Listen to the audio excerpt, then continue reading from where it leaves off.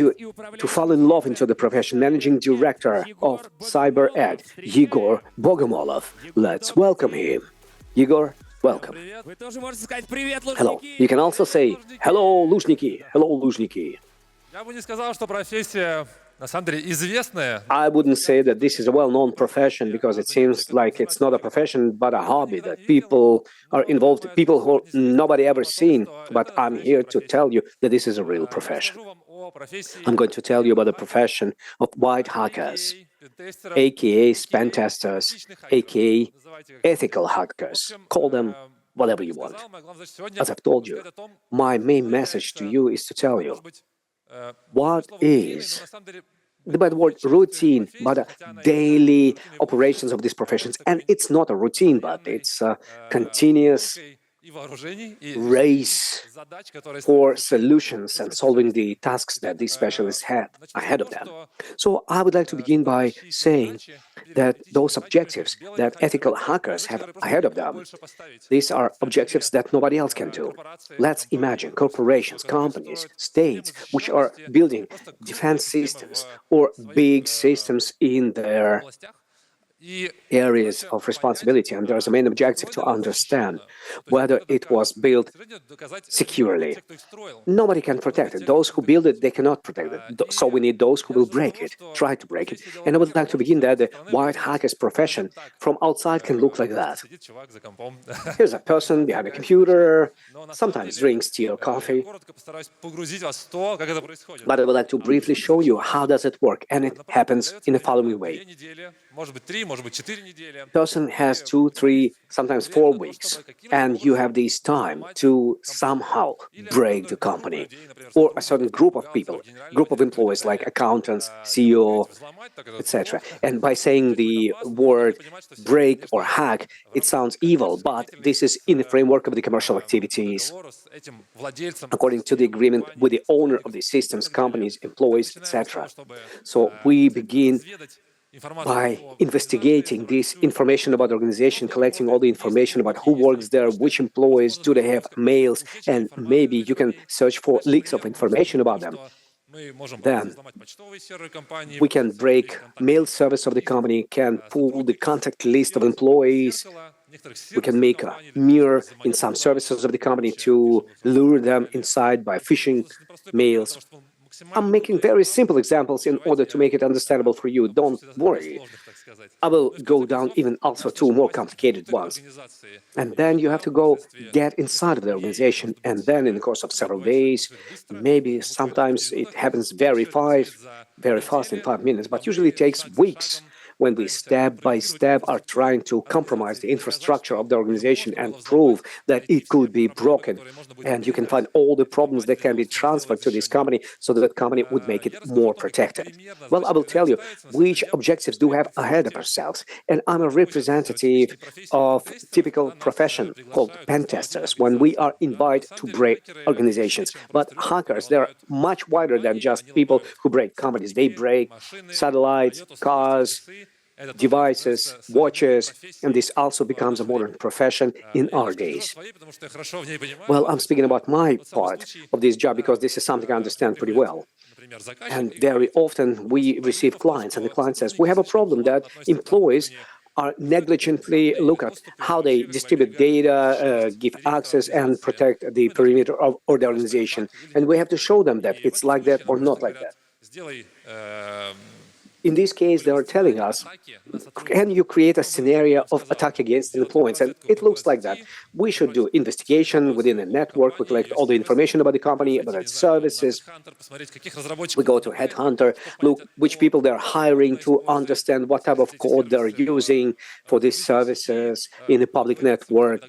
Then dig into it. And in a given case, we can just go through these by employees of the company, their mails, their mobile phones, try to lure some information from them, some new information, some new data, make them by blackmail, by lying, to launch our payloads through which we will be able to get into the local network. Another more complicated objective is wireless network attacks. And you should understand that these are those accesses which are sticking out from the walls. You can approach next cafeteria next to this organization, and you can try to leave the similar Wi-Fi network as the target audience in order to lure employees into your network and find the passwords from the original network, or catch hashes of the password from the Wi-Fi network. But your main objective is to get inside from the guest Wi-Fi network, from the work Wi-Fi network, and show that you can do for the organization as a potential criminal. And more complicated cases in the profession of the pen testers,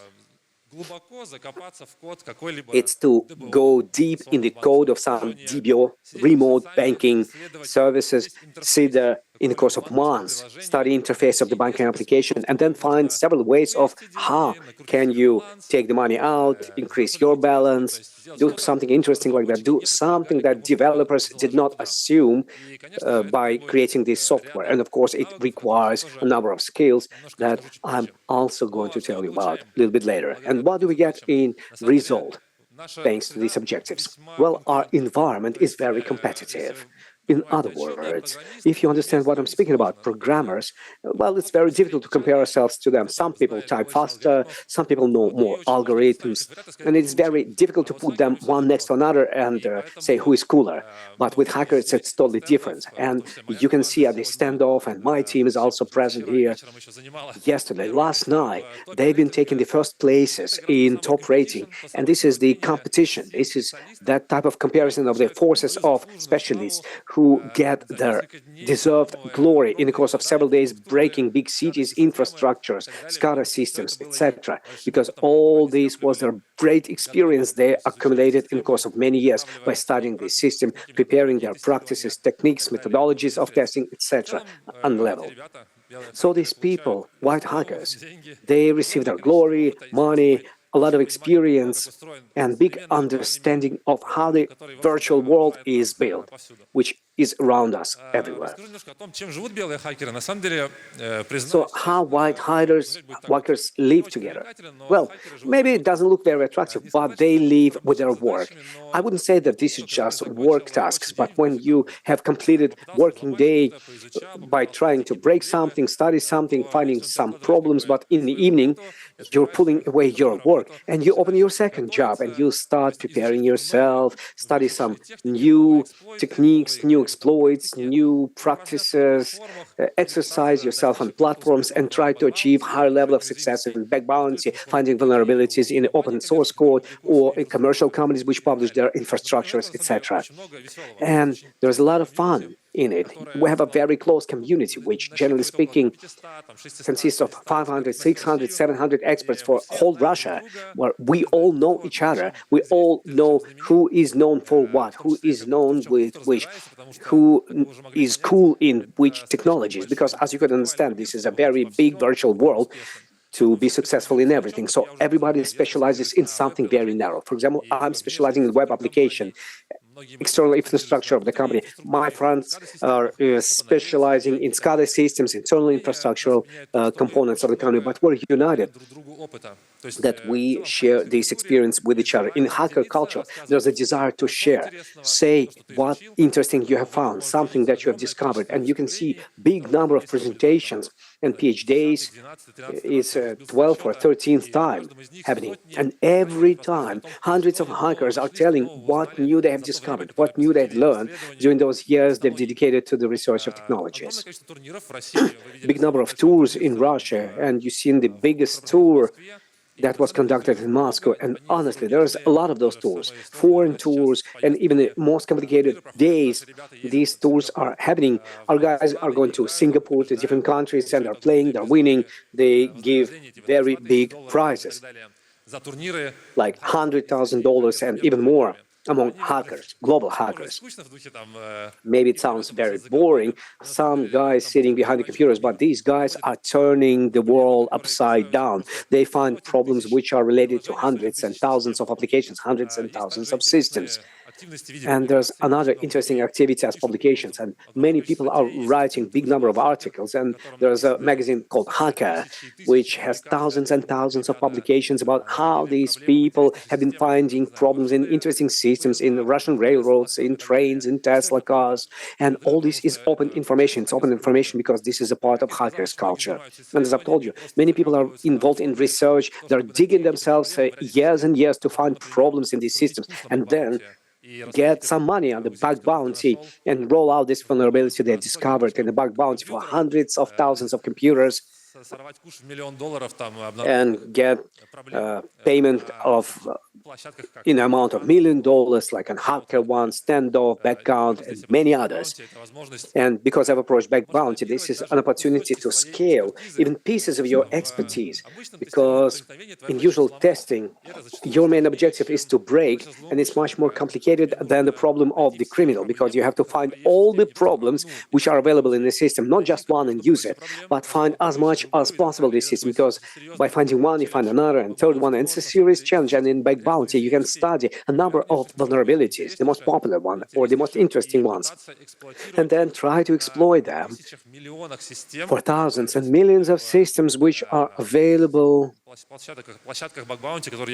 in Bug Bounty locations that I've been speaking about, HackerOne, Standoff, and you can start from very simple things. Most importantly, you have to study some techniques that you will be able to repeat in multiplicity of these systems by knowing the language, programming language, or set of languages where you can automate your activities. But there's a number of complications as well. And honestly, this is the input threshold where the hacker entrance threshold, and I dedicated years of my life to simplify it, to lower it. And industry is growing and gives you an opportunity to learn fast, to share how something can be broken, etc. But there are certain properties which have to be overcome within yourself and not just find this information. And this is the main objective as continuous learning. Because hacker, as a profession, it's continuous work. You have to work daily. It never ends. It never stops. Because yesterday exploit was produced, and today you can meet some new vulnerability. And today I can see the infrastructure of the client, which I have to break and show them that this vulnerability is available. So this yesterday's vulnerability has to be studied. I have to learn to exploit it. I have to learn new language of programming, some new one, or a new framework which just been created. And this is a continuous practice of these skills, fast learning. And at the same time, deep learning, because there are many systems which are available, systems that I describe within applications. There's a lot of hardware which you have to dive, and it will take months and months in order to catch up those attacks that have been discovered or disclosed on monthly basis, on daily basis. So you have to live with your work. You cannot get outside of this context, because as soon as you have closed your notebook and stopped working in Telegram, your friends are writing, okay, look, I've received a new cool certification, I've tested myself on a very cool tests, like tests for hardware specialists or web specialists, etc., etc. And these are new techniques that are being published, attack techniques which are published on a daily basis, and they're telling you, okay, look, a cool vulnerability has been published on a well-known service like GitLab, or in a published service, state services, some bug was discovered. And you continuously is soaking yourself with this, because you have to be competitive, you have to catch up, you should know that you're aware about this. And point number 3 is a continuous competition. Well, it's very difficult to live, but only the strongest survive. And you can compare hackers. If one could break, another cannot break, well, you can see who is the better, who is faster, who is slower, and you see who is better. And you don't want to feel these frustrations that somebody is better than you, and for some reason you're not catching up. So you're continuously preparing yourself to show yourself in this work, in working objectives, in breaking. Just like 3-5 of you still will want to find these vulnerabilities to be the first one in finding them. And in real daily life, when you want to show yourself, maybe when you're being offered to break some competition of ATMs or Tesla, with real Tesla, where you can also dig, or Standoff, which gives you on an annual basis different devices. You don't want to be second, third, or fifth. You want to be the first one. And you have to educate yourself to be the first. Irrespectively to your path, that people find for themselves in the directions of the white hacking, ethical hacking. This is a very useful path because, as I've told you previously, big amount of time you dedicate to understanding how the virtual world operates, how the blockchain works, how the Bitcoin works, how the application works, how the IoT devices are working, watches, etc. And even if you will get out of this profession, you will become manager, you will build your own business, or if you will go to development, this knowledge forever will be with you, and this is wide, not just wide, but extremely wide spectrum of problems that you have learned how to solve. Possibilities of automation that you have invented for yourselves, possibilities of programming any objectives, automation, anything, whatever. And this is educating yourself of a great, powerful, resilient character, because you have to understand, let's imagine, infrastructure of a big company that has to be broken. On average, in the project, you will be able to find 5-6 critical vulnerabilities, and 5 pen testers work on them in the course of 1 month. So every person found one vulnerability per month. They've been working 30 days searching for the problem and found only one serious vulnerability. And this work is worth of it because you have to be a genius. You feel yourself a winner on the top of the world, but you have to understand that this feeling falls away very fast. You have to find the next vulnerability, and sometimes you feel yourself crazy because you cannot find the next one, and you wait for months, weeks, you're getting ready, you're starting to find the next vulnerability and to get this dopamine peak and then go into the dopamine gap. I think this is extremely useful skill to learn fast, which is educated years and years in pen testing. In the beginning of the way of the pen tester, and in the work of the pen tester, and in the work of the white hacker, because you continuously train yourself on those technologies which you have not understood previously. And this is a very strong skill that pumps you up to develop yourself very fast and something you never knew before. And also I would like to tell you, how can you begin working in this industry? Right now in Russia, we have a lot of big, serious projects on how you can touch these and understand whether it's yours or not. It's a white hacker profession, which we have produced last year in May, and we have announced it on a stance, and it's 1 year that passed. 25,000 people participated in this program and have graduated, and several thousand people are still, I meet them on the street and they say, I will complete it, my work stops me from this. So it's a very big course. So this is a path of hacker and its objectives to break infrastructure of the company.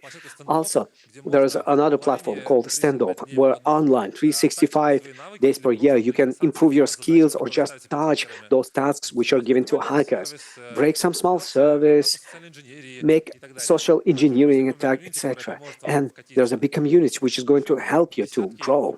There are dozens of popular, big foreign platforms which have a lot of new, interesting skills, knowledge, tips, and a lot of challenges. Because hacking, it's just experience. Well, thank you very much.